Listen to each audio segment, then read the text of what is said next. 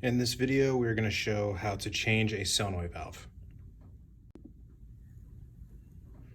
Depending on the model and the age, you might have a different solenoid valve than what we currently offer.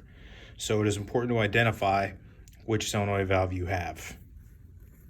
The two solenoid valves here, this one on the left is the Alcon or Xylem solenoid valve. The direct replacement for that is a GC solenoid valve.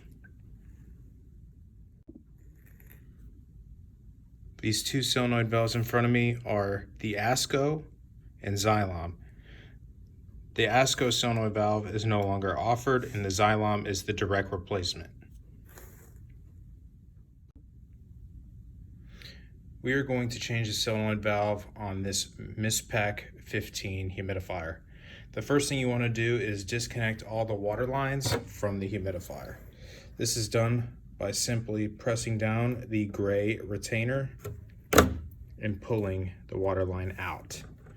You want to do this for the incoming and outgoing because we will reuse them on our new valve.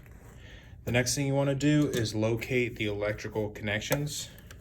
They're going to be 4 bell connectors attached to a tie down.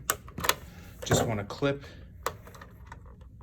the zip tie to gain access to your 4 connectors. The connectors we're going to want to focus on are the orange and the black.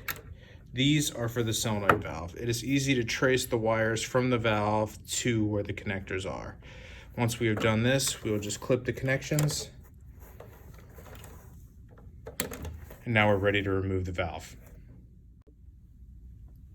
Once we flip the top back over, you will notice the 2 Phillips head screws that attach to the solenoid valve in between the 2 fans.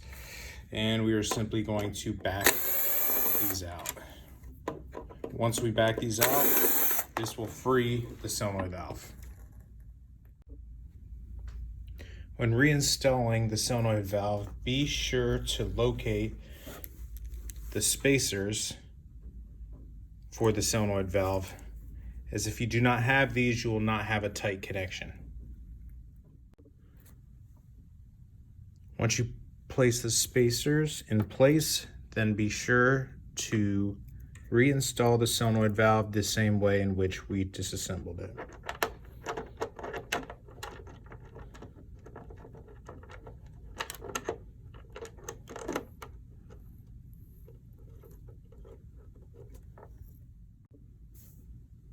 Once the valve is installed, we're going to want to reattach the wires. There's going to be 2 wires off the solenoid valve, and there's going to be 2 wires off the 4-pin top connection. In this case, we have a black and orange wire. There's no polarity on the solenoid valve. We just need to make sure one wire is hooked up to each one. We are going to secure these with bell connectors.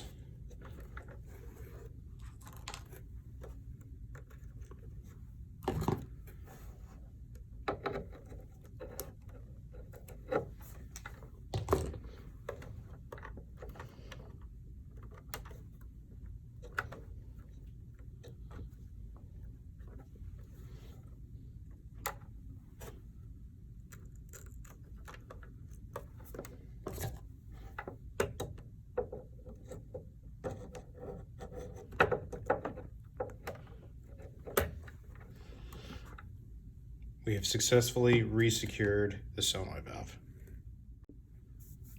The last thing you want to do before closing up the top and reinstalling the water lines is to add the tie down as to make sure the wires are secured in place.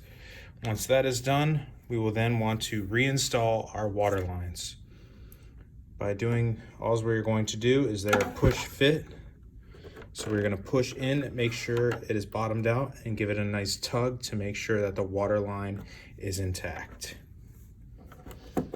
We're going to do that for the incoming water line as well.